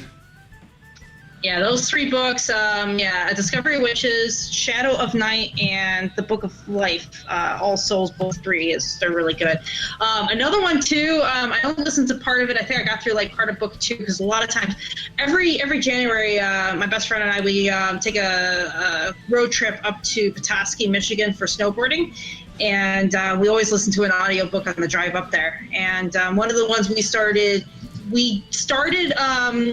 A Discovery of Witches this last January. The year before, we were listening to, I think, Fat Vampire, which was really funny and really awesome. If you haven't listened to the a Fat Vampire, then that's another one too. Let me link it here. So yeah, I did put all the Harry Potter books on my wish list as well, because I'm thinking, well, I don't have the time to read them. I just don't have time to read as much as I used to. So I'm thinking, well, this is good because at work, all I do is listen to audiobooks. Yeah, that was the other one too. Like, at least a couple years ago, we also were listening to the audiobooks for Harry Potter. That was pretty awesome. Well, one I listened to on a road trip, but I didn't finish it, is Pirate Latitudes. I need to listen to that one. That's Michael Crichton. Another good series that I really enjoyed was Ender's Game, and I have every single book that they have at this point in time on Audible. I read Ender's Game when I was like 13 in grade school, and I don't know how I found that book, but I found that book, and I was like, what am I reading? I have no clue what am I reading. Well, I first saw the movie. I will admit, I saw the movie before the book. And I found, like, it's a very interesting series because there's a lot of different point of views. First one, of course, is Ender's Game, and then what's the next one on? I can't even find it. I have so many. But yeah, Ender's Game, and it's just about like a little boy. He's apparently 4 years old, and he goes off to battle school. Training them to be generals. Is that kind of like a battle royale or Hunger Games, or am I thinking of a whole different thing? It's more what they found out. Basically, there's this really highly intelligent alien bug thing that comes and destroys the Earth. And one of their best person, Mazarakum, comes and he founds their weakness and gets rid of them. But they still don't know much about these aliens. So to prepare for the third war, because they've already aliens attacked twice, for the third war, they want to start the kids off really young. So they're looking for a certain type of kid. So they put kind of monitors in them. So whatever they see, feel, hear, they can monitor it to try and find who's the best for this battle school system, and they can train them to be commanders, to command people, or be soldiers, and do all this. And they're starting them out of infants. Now, they also have a strict rule of how many kids you can have. You can have a maximum of 2 kids. Well, Ender is a third, so he gets picked on even more because he is a third and is against the rules to have more than 2.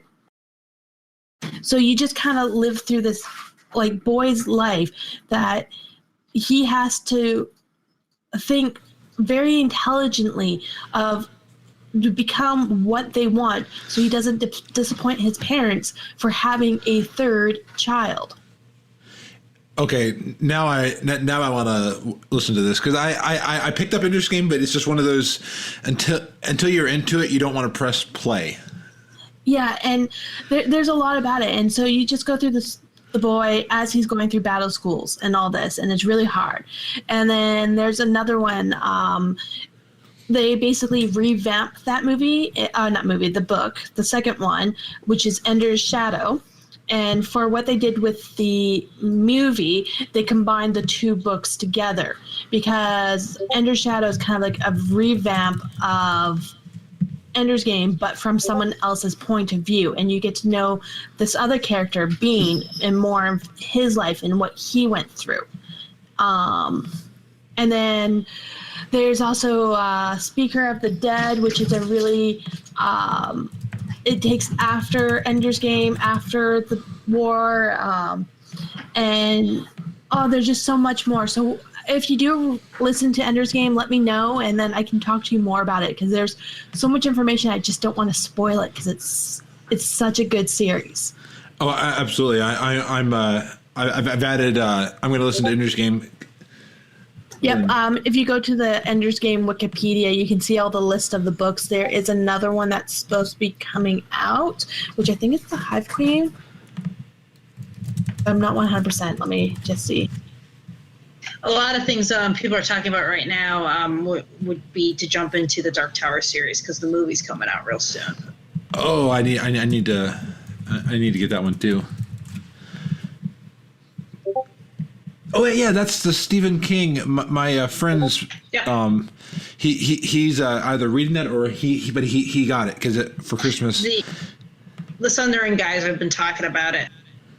Okay, because I know it's funny because all the books I'm linking right now are all like young novels and stuff like that, for, like young adults, and I'm like, but they're like really awesome books. They actually young adult books are great. I have read all the Golden Compass books. I think I still have all 3 of them.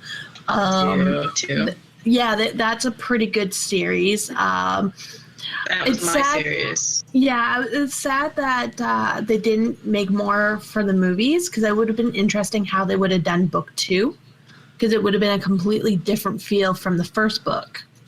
Yeah, I mean, they did the first movie. I was a little the order in which the end of the movie happened was a little off, in my opinion. I mean, they did stuff out of order, but I understand why they did it in that order, and I was okay with it. Unlike Aragon, which I'm going to forever be like salty about. Yeah, well, it's like Percy Jackson. The first one I watched and I was like, okay, it's not the movie, but it's not bad. The second, I mean, they're popcorn movies, but the second one. In the movie, it's a cruise ship, and what do? They do a yacht. I'm like, you're a blockbuster movie, and you're supposed to have this big, amazing cruise ship in the middle of nowhere. Use a yacht. Sorry, that's probably a spoiler to Percy Jackson. Yeah, but it's just like all those movies basically after they did the first one, the reviews were so horrible, and I think Rotten Tomatoes destroyed them, that they couldn't get market for the second one. Percy Jackson did get a second one, but that one bombed so badly that they just ended the series. Yeah, well, and they didn't stay true. Like, they were using iPhones. It's like, no, you're not supposed to use an iPhone because if you're a demigod, electricity makes the demon stuff see you better. There was a book series. I don't know if you guys read that. Everworld. That was it. Everworld. That was a really. It sounds cool book very series too. familiar. It was like a parallel universe to our universe where like gods exist. Like we're talking like Aztec gods, Norse gods, and anybody else who had any like philosophical gods in it existed. I think I read it to the end, but I don't remember exactly. But it was also a really good one too. I liked. I can't find it on that one. I can't find on Audible, but yeah, it sounds like what they were trying to do with Percy Which one? Jackson. Everworld. Oh yeah, there you go. You just linked it. Yeah, I was actually another one of those books that I've picked up. It's like, oh, I would really like to read this, and then I put it down and never put it back up. What was the other books? Now, I'm going to go on my little rant with Hunger Games. I really enjoyed the books, but when I was watching the movies, and my boyfriend can contest to this, I'll be sitting beside him, and I'm like, that didn't happen in the book. That didn't happen like that. No, that is wrong. And it is subtle things, like how Katniss gets the pin. The way they do it in the book connects it all the people more together, where the pin, it just becomes a generic icon for her without actually connecting her whole district together. Yeah, the thing I liked about the movies was the idea that you were seeing because the other one in the book you saw everything. In this one you kind of saw it as if it was you're watching the actual games. That part I liked, but yeah, no, I actually have not finished the last of the last book because one, I didn't want to. I don't want to relive the ending again. No, yeah. But yeah, like there were just a lot of things. And what was funny in the movie is Buttercup, the cat, in the first movie looks nothing like Buttercup at all. And then all of a sudden, the second movie, they have a cat a little bit more like Buttercup. And then the third movie is like, okay, that's definitely Buttercup. So the cat must have changed, like.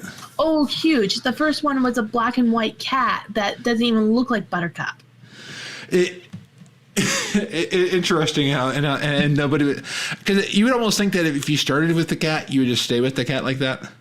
Well, the thing is, that wasn't the cat in the book. The reason why Buttercup got his name is because it looked like a buttercup flower, and Primrose liked the flowers, so she named it Buttercup. Oh, and this book I just saw. I can't vouch for it because I've not played it yet, but I just saw another book called Ascend Online, diving into revolutionary new game. Marcus and his friends escape a stagnant society, entering into a world that delivers, but from the Marcus finds himself separated from his friends. I like these online games books, so I'm noticing. If you could ever get your hands on it, I would seriously say you should either watch or play, because there's both versions. Dot Hack.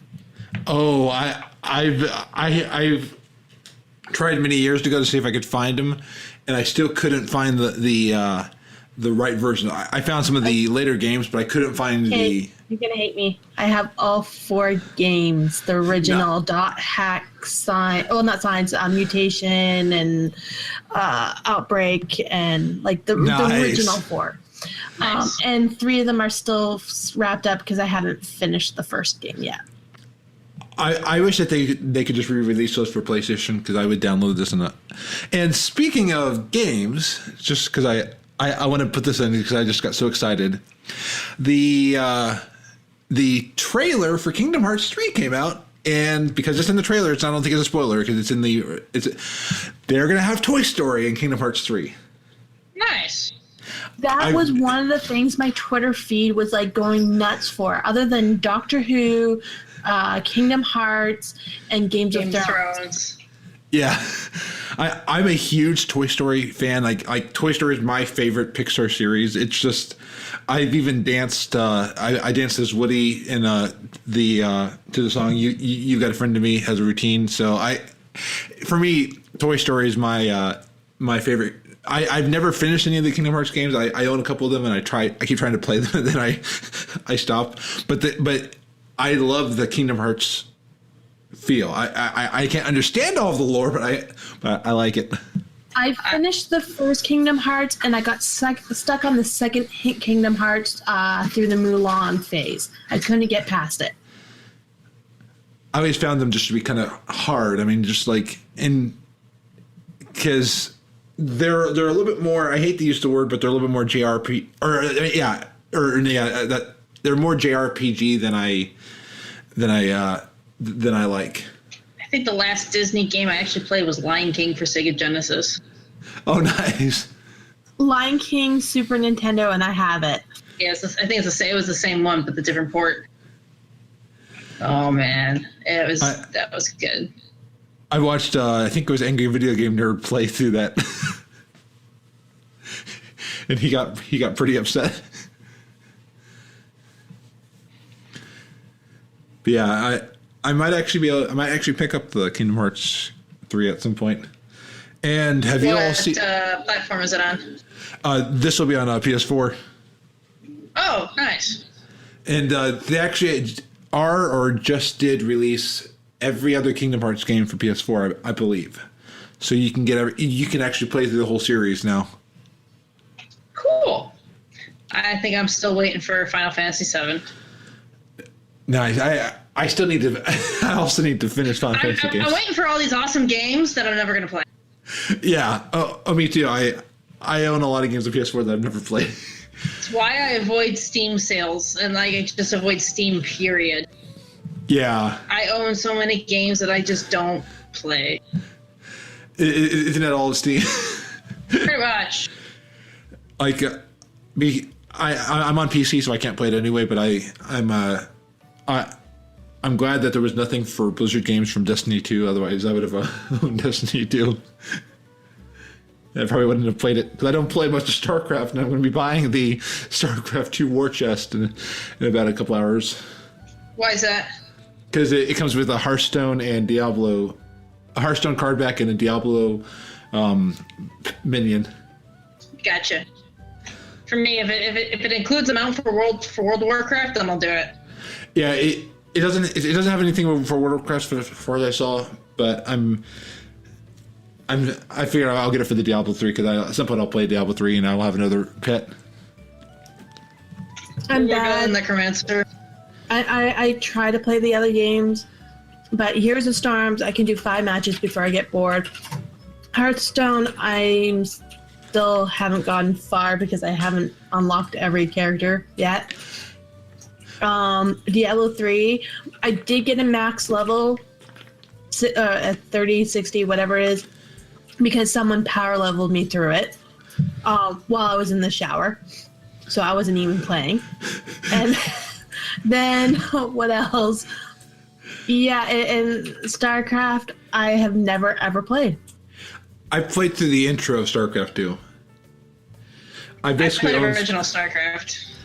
And I bought StarCraft Remastered. I don't know why, because it doesn't get anything, but I bought it in case I ever want to play StarCraft. So that'll lead me to my next question for you guys. What was your first introduction into Blizzard games? The Three Dwarf, the Vikings. Lost Vikings. That was my very first one that I didn't even know was a Blizzard game for the Super Nintendo. Nice.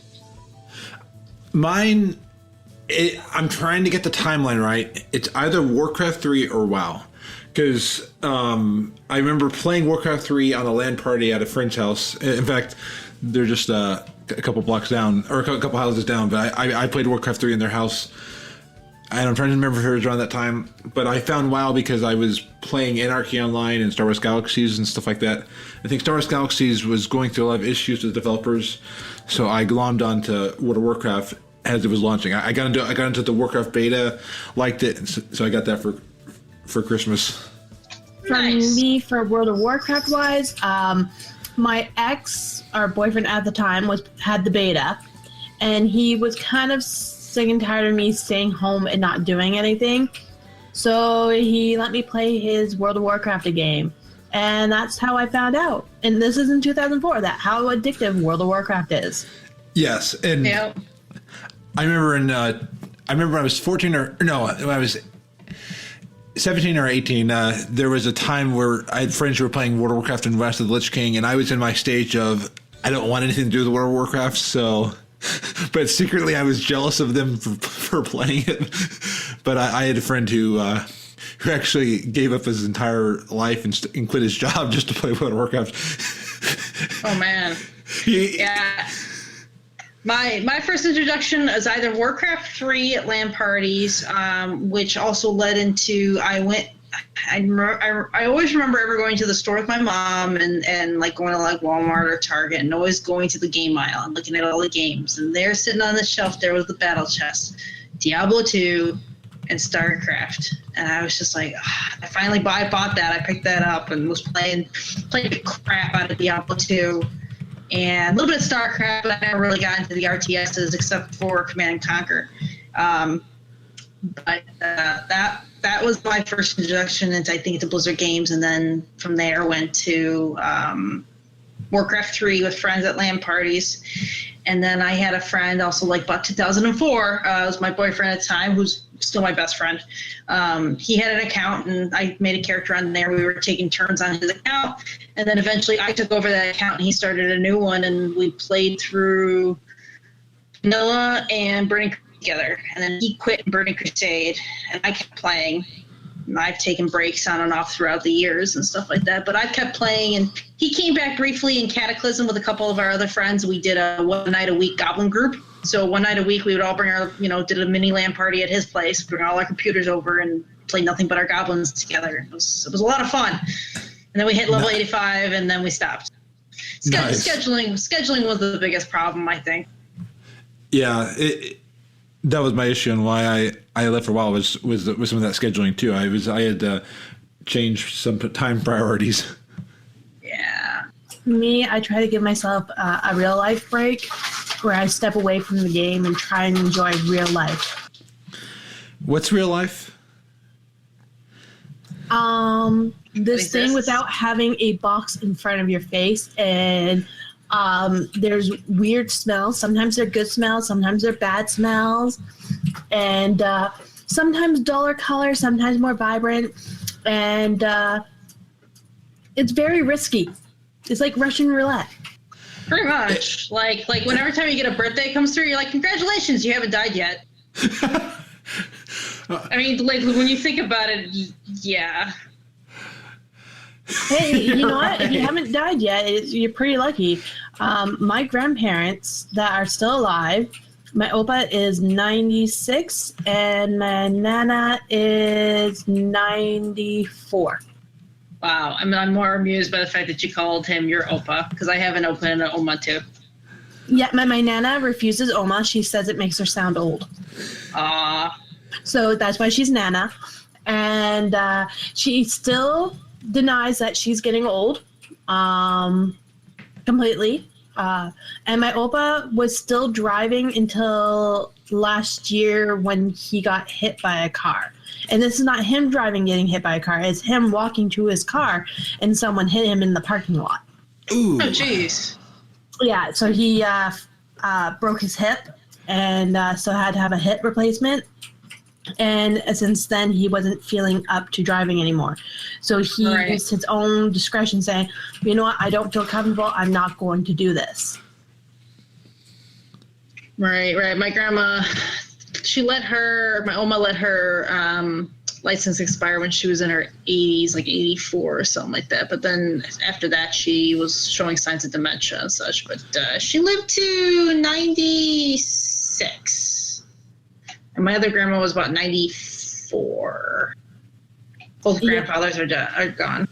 My granddad died when he was in his mid to late 40s. But my nanny, she's still alive, but she has full-blown dementia and losing the will to live. Oh, that's depressing.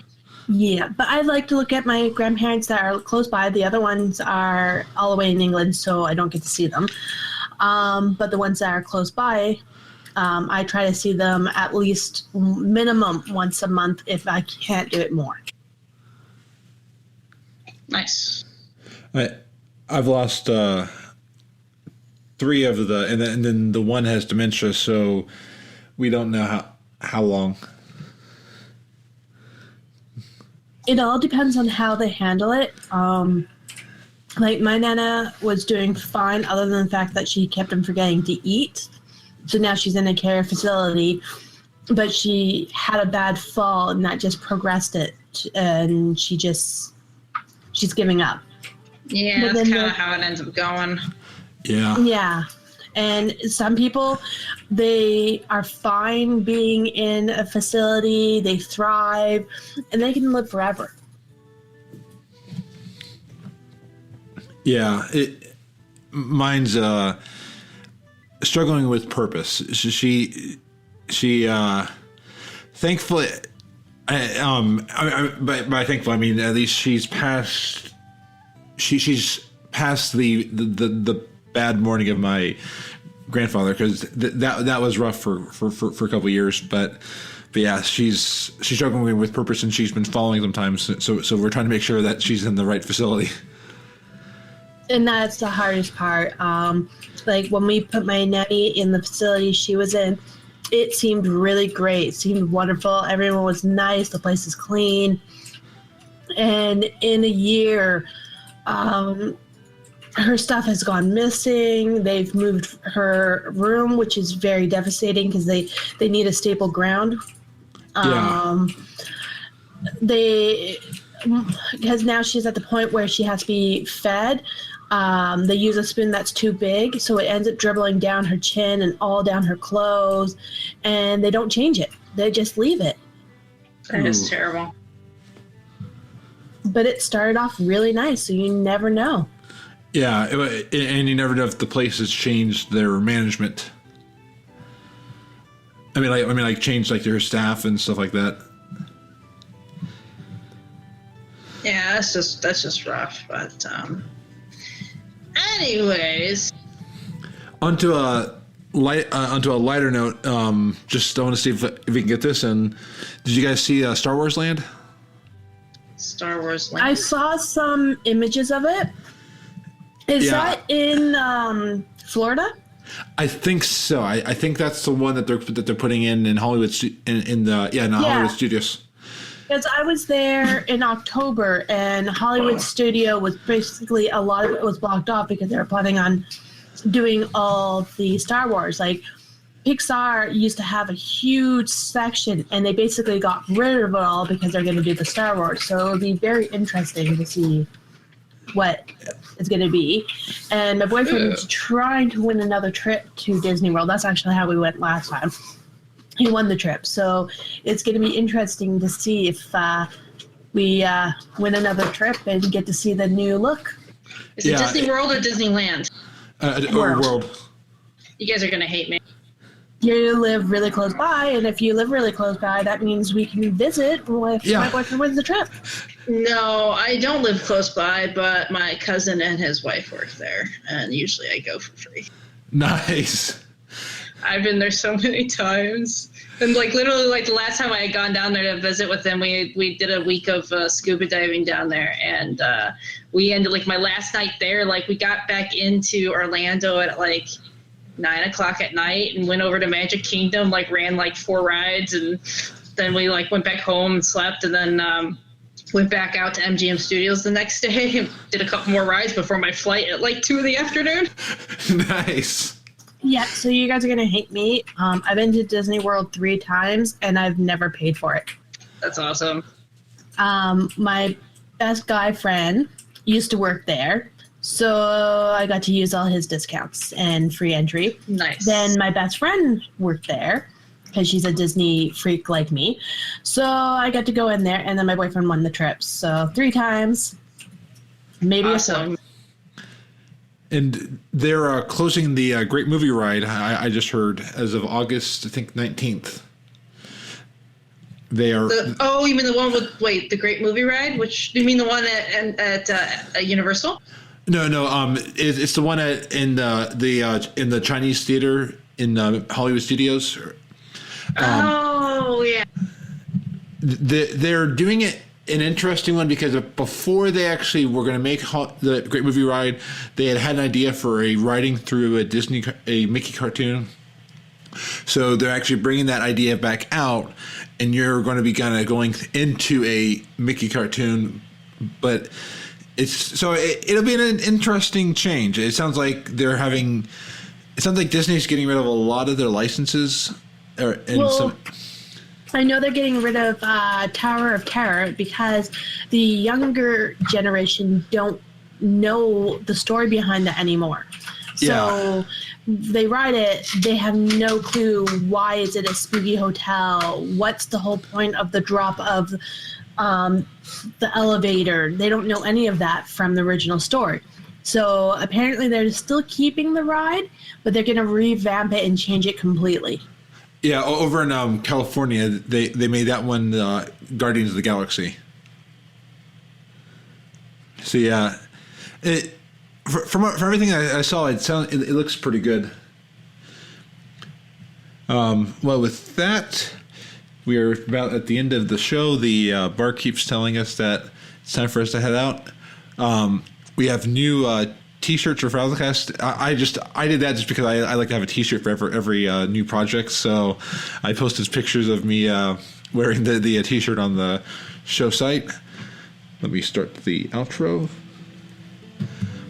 Well, this has been Frazzlecast. We've been joined with Siilverbolt, who is at Worgen BM Hunter on Twitter, and at Lady Emma, or at Lady-Emma on Twitter.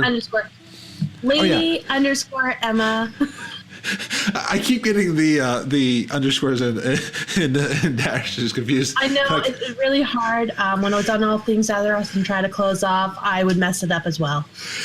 I would always call like a / a backslash or backslash / So, but I'll have a link in the show notes so you can at least click that to visit them. Thank you both for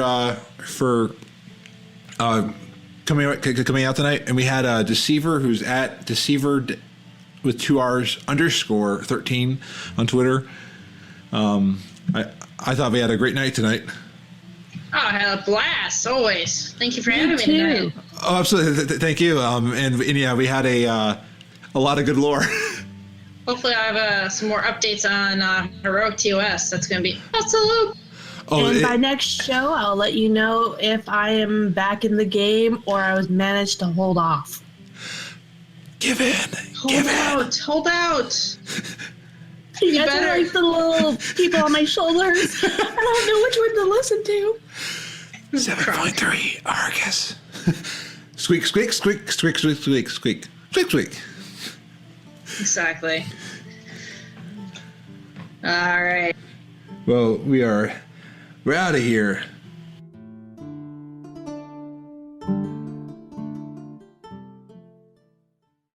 Frazzlecast is a fan podcast that covers Blizzard games. We are not affiliated with Blizzard Entertainment. Views expressed by the host and guests are their own. Some of the art, music, and sound effects come from Blizzard games and are owned by Blizzard Entertainment, Inc. No copyright infringement is intended.